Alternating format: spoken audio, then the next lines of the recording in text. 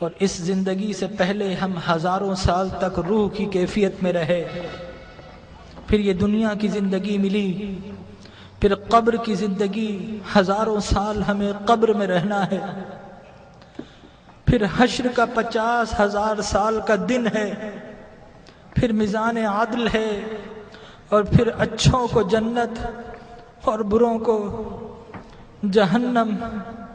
یہ انسانی زندگی کے مراحل ہیں، لیکن انسان کا المیہ یہ ہے کہ انسانی زندگی کا وہ گھر جو سب سے مختصر گھر ہے، انسان نے اسی زندگی کو اپنا سب کچھ سمجھ لیا ہے۔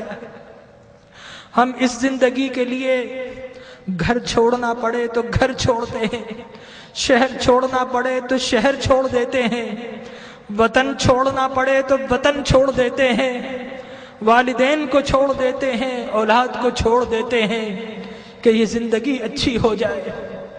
ڈاکٹر کہے کہ تمہارا جسم بیمار ہے، فلاں چیز چھوڑ دو، تو ہم وہ چھوڑ دیتے ہیں، حتیٰ کہ کھانا اور پینا بھی چھوڑ دیتے ہیں۔ لیکن میرے بھائیوں، اپنے دل پر ہاتھ رکھ کر بتاؤ کہ کبھی اللہ اور اس کے رسول کے لیے کچھ چھوڑا ہے؟ اللہ نے کہا کہ برے اعمال چھوڑ دو، تو ہم نے اللہ کے لیے کبھی برے اعمال چھوڑے ہیں؟ اس کے رسول کی محبت کی خاطر کچھ چھوڑا ہے؟ ارے فقط ایک آنکھ جانے کا خطرہ ہو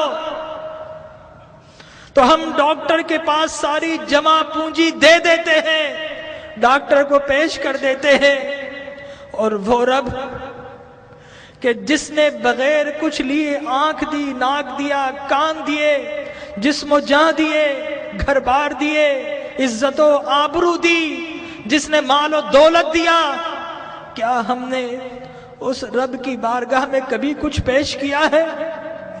اپنے دل پر ہاتھ رکھ کر بتائیے، کبھی رات نیند کو قربان کر کے کبھی اس رب کی بارگاہ میں کچھ سجدے پیش کیے ہیں؟ کبھی اس رب کی خاطر آنسو بہائے ہیں؟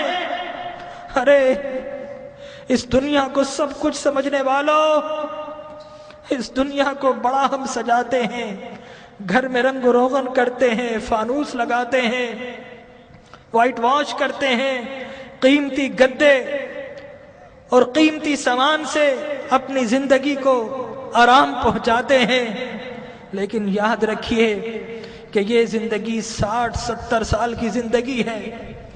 آگے کی جو زندگی، قبر کی جو زندگی ہے، وہ ہزاروں سال کی زندگی ہے، اور خدا کی قسم ہماری قبر ہمیں پکار رہی ہے۔ یہ ہم ہی نکمے ہیں، نہیں سنتے، ہماری قبر کہہ رہی ہے کہ لوگوں میں بھی تو تمہارا گھر ہوں، لوگوں میرے پاس بھی تم کو آنا ہے۔ اے دنیا کے گھروں کو سجانے والوں، کبھی میری سجاوٹ کا بھی انتظام کیا ہے؟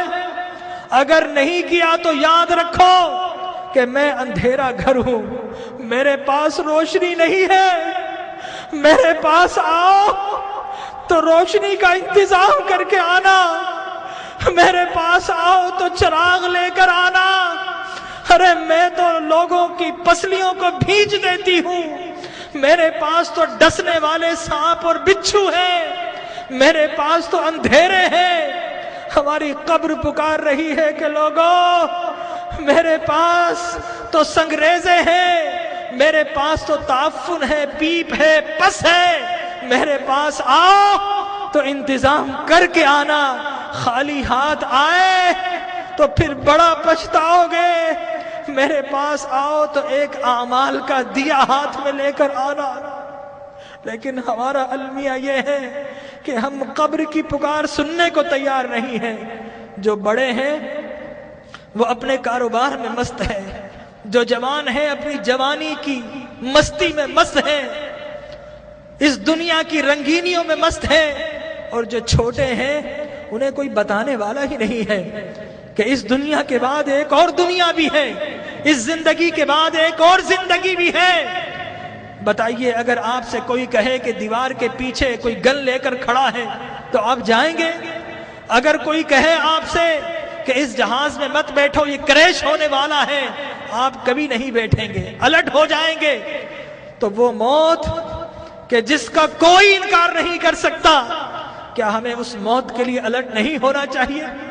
ہمارے نبی نے بتایا کہ لوگوں، جو کچھ میں جانتا ہوں اگر تمہیں معلوم ہو جائے تو تم ہنسنا چھوڑ دو، تم رونا شروع کر دو، ہنسنا چھوڑ دو۔ لوگوں، جو کچھ میں دیکھ رہا ہوں اگر تم دیکھ لو تو تم شہروں کو چھوڑ دو اور جنگلوں میں دوڑ پڑو۔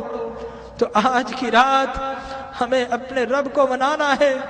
ہم بہت ہنس لیے ہیں، آج کی رات تو کچھ آنسو بہا لیجئے، اپنے رب کو منا لیجئے۔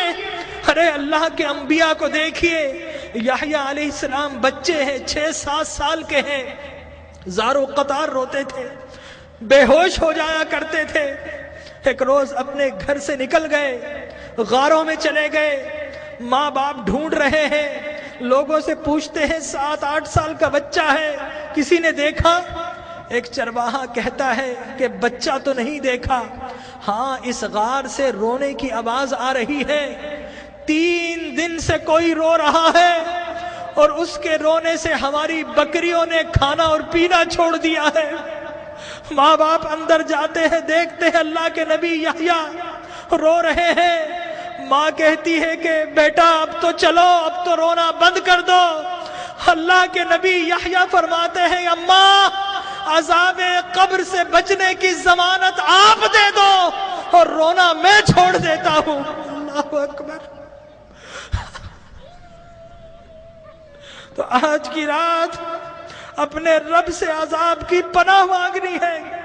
حضرت ابراہیم بن ادھم ایک باتھ روم، ایک ٹوائلٹ میں جاتے ہیں، جانے کی کوشش کرتے ہیں، حمام کا مالک روک دیتا ہے، کہتا ہے پیسے دو۔ حضرت ابراہیم بن ادھم رونا شروع کر دیتے ہیں اور کہتے ہیں کہ یہ لیٹرین جو شیطان کی جگہ ہے، یہاں پر جب بغیر پیسے کے نہیں جا سکتا، ارے اللہ کی وہ جنت جو انبیاء اور اولیاء کے رہنے کی جگہ ہے، وہاں اعمال کے بغیر کیسے جاؤں گا؟ تو آج اعمال کا چراغ لے لیجئے۔ اللہ تبارک و تعالی ہماری حاضری کو قبول فرمائے۔ اپنی محرومیوں کو یاد کیجئے، اپنی بیماری